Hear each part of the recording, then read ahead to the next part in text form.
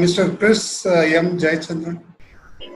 Prominent keynote speakers in this web conference, learned and very respected participants, which also includes Dr. Anandi Madam, who is the chair of my PhD doctoral committee, and also Professor S. A. Nagarajan, who has been my teacher and also the head of my department formerly, and all other presenters. A very pleasant evening to you all. I'm Chris. I'd like to, over the next few minutes, share my ideas on this very pertinent topic, curtailing unemployability rate and how the economy can be resuscitated by enhancing skills in free and open source software. Okay, so my topic is curtailing unemployment rate and resuscitating the economy by enhancing skills in free and open source software. The current screen is the agenda for my presentation. I would quickly walk you all through what reskilling and skills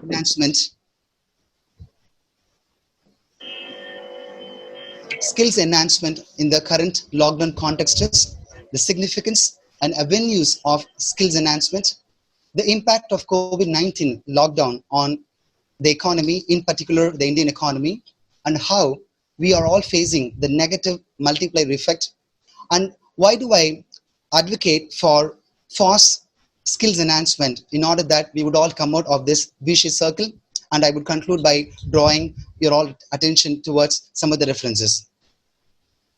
The word reskilling from the current context of lockdown can be understood as acquiring new methodological ways of performing tasks that we have not been done previously. For example, if I have not thought about how I could cut across the costs for my company, the overhead expenses, and how I could effectively do those tasks, especially with no or minimal supervision. We are now talking about remote working. We are now talking about resources or employees making use of their own hardware and software suite. All these have never been the scenario previously. So all of us are compelled to reskill ourselves in this context. Then what is meant by skills enhancement? Almost all of us, whether we are from the computer science background or not, we all know that there exists different distributions of Linux. There exists a very powerful open office automation tool, which was the first package to let Word documents to be saved in PDF format. And there are a slew of other software technologies, but even the learned people would not spend much time in learning all those, because we were very comfortable to work in the Microsoft Windows, and we were very comfortable to work in MS Office because somebody else was paying the purchase price of the operating system, and again somebody else, an organization or some other body, was paying for the license renewal as well. But now we have all reached a stage where we need to enhance our skills in FOSS.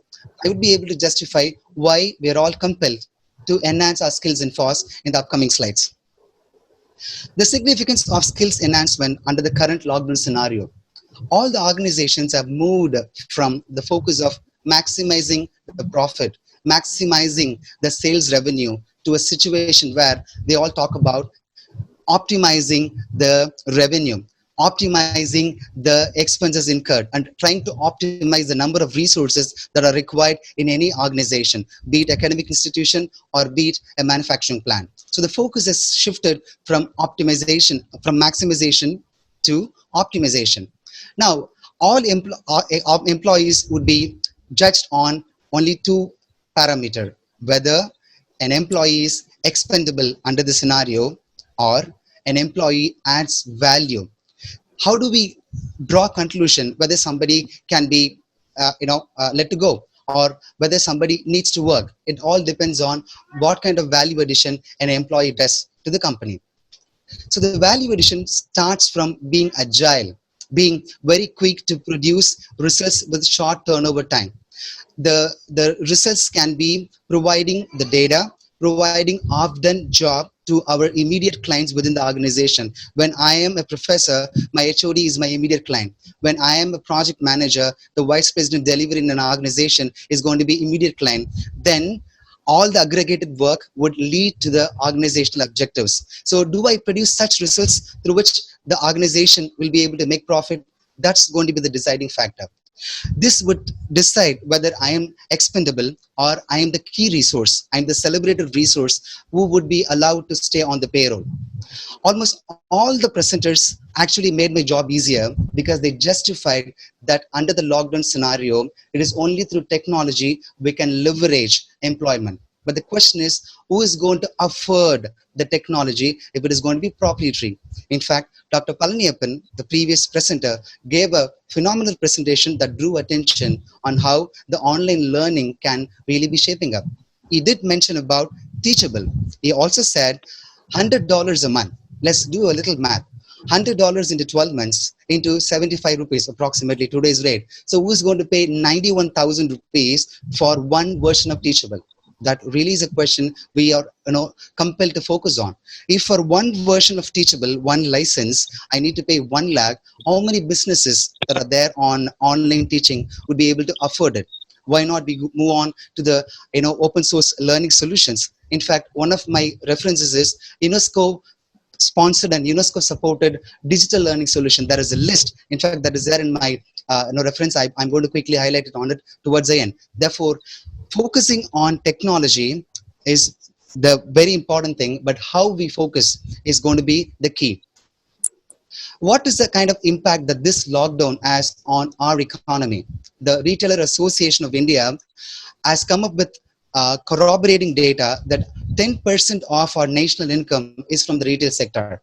And out of the survey that they have conducted and many reports that they have received, retailers have come to a conclusion that until August 2020, up to 80% of the retailers in India, which employs 50 to 60 million employees, they would not be able to make profit. If I'm a retailer and I'm not able to make a profit until August 2020, positively speaking, how is that I'm going to let even 50% of the employees come to my premises and then work?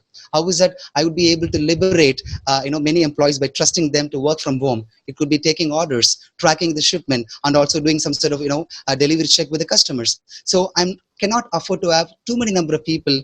So in order that I would be running a business. So it has severely impacted the travel and tourism industry. A couple of days ago, SpiceJet had given an announcement that for the month of April and May, they will not be paying the pilots. And again, a couple of days ago, the Reliance petrochemical industry, there was a newsletter that said those executives who draw a payment of more than 15 lakhs per annum, they may have to undergo 20 to 25% pay cut.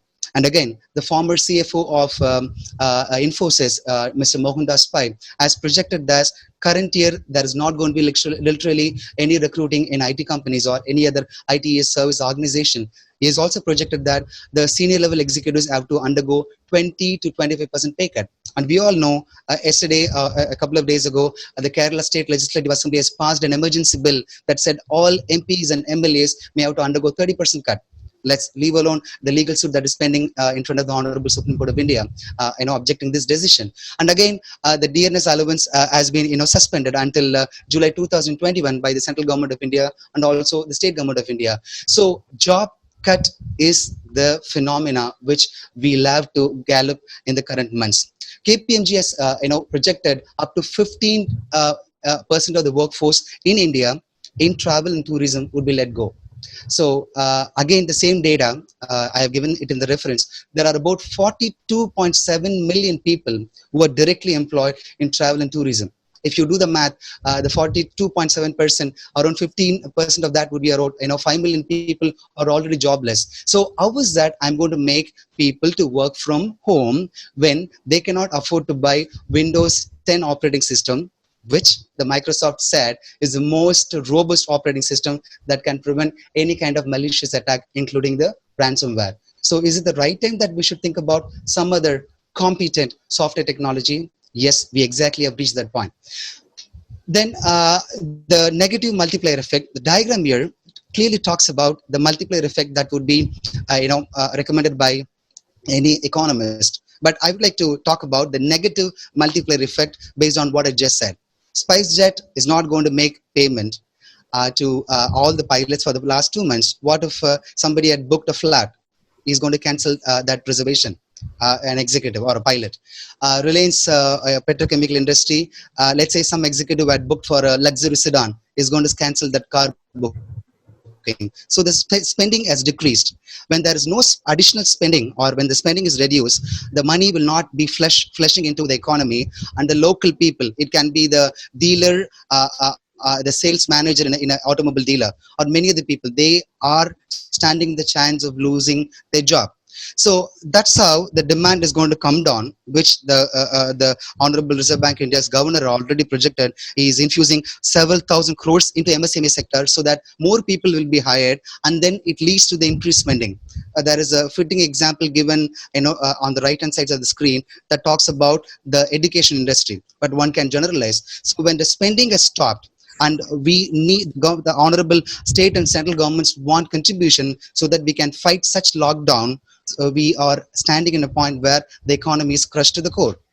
Good. So how is that? In my opinion, based on the 2 years of research as funded by the UGC MRP, I could conclude that FOSS can be a fitting solution. In retail industry, on 13th April, Government of India had said that it is going to set up common service centers, CSC, to cater to 60 crore people, almost half of India's population, to take all the retail stuff done online, which means Government of India is really wanting to take on Flipkart and other biggies like Amazon by setting up their own e-tailers market. So we can expect around 3.8 lakh outlets to come up in the coming months. So every retailer needs to have presence online. So one of the points that said by this previous speaker said, setting up open source package is really tough. No, one should go to the YouTube and then find how easy it is to set up a Magento e-commerce store. Just like that, we would be able to do it. So in retail industry, to set up e-stores, to have mobile application, and also the digital payment mechanism. As of now, the government has released the BHIM Bharat payment interface in 2016, which supports Android and also iOS. So there is going to be huge opportunity for FOSS in retail industry. In tourism and hospitality, earlier one would go to the let's say Thomas and Cook and then talk about the exotic location that they serve. But here people are going to work from remote. They need to have a very compelling website with a lot of visuals. So how is that I'm going to afford a guy who has done his course in Adobe Cloud by paying 2 lakhs? So he's going to expect more payment. I would look for a solution where one can get me that solution at a very less price. The solution is go towards Blender or go towards the Inkscape in open source. So in tourism, there is going to be a lot of opportunity. In high-tech industry, ISRO uses a lot of open source tools. We have come up with our own Bharat operating system, and there are many other Linux distros like Ubuntu. We have, as I mentioned, we have OpenOffice, we have LibreOffice. The government of Kerala had used it in length. They have said we will move towards open source. Almost several years ago. Then Tally is one financial accounting package which even a small a company can have. But we have GNU Cash, which is a beautiful and a very productive financial accounting package. So all these open up new opportunities for people to sit at home to upskill and reskill themselves in order that they still stick on to the payroll. In healthcare industry, recently, the researchers at the Massachusetts Institute of Technology have used exclusively the open source technologies to create a ventilator that has already been demonstrated. Besides that, there are very many number of projects that go on. You could find that in my reference 14 and 15, e-vent.mit.edu. That's the link that has got a lot of information. Then, as I just highlighted, in creative and multimedia industry also, open source provides a slew of application. Probably with little resistance, we have not been learning in those streams. In fact, to create our own fonts, there is a open source tool called fonts type, which I have not mentioned it here. So there is ample scope opening up. In analytics and data science, most of the participants here are teachers. They know the power of R and Python, the open source languages, how this community is day by day growing with more reliable and robust and the most productive libraries that is being added.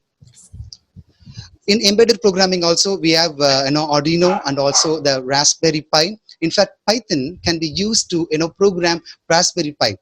there is one data. The company Raspberry Pi is UK based. In the first quarter, almost a month ago, Raspberry Pi has recorded the largest number of units being sold. That opens up new vistas for people to think, for organization to think. In e-learning industry, like our learner friend has said, I know we could either go towards proprietary or open source, but proprietary, how many users will be affording to pay? One of the data that released by the SWAYAM portal said, after the lockdown has set in, 50,000 new users have enrolled with various courses in SWAYAM. So it has huge potential, so that the small companies would be able to cater to all these requirements. The conclusion: the world is moving towards a phase where we talk about before COVID-19 and after COVID. So this presents us with very creative challenges.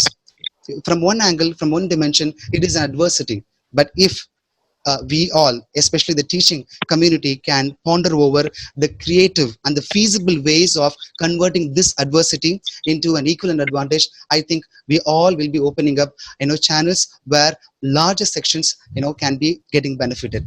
I would like to profusely thank the Government of India, UGC, CERO for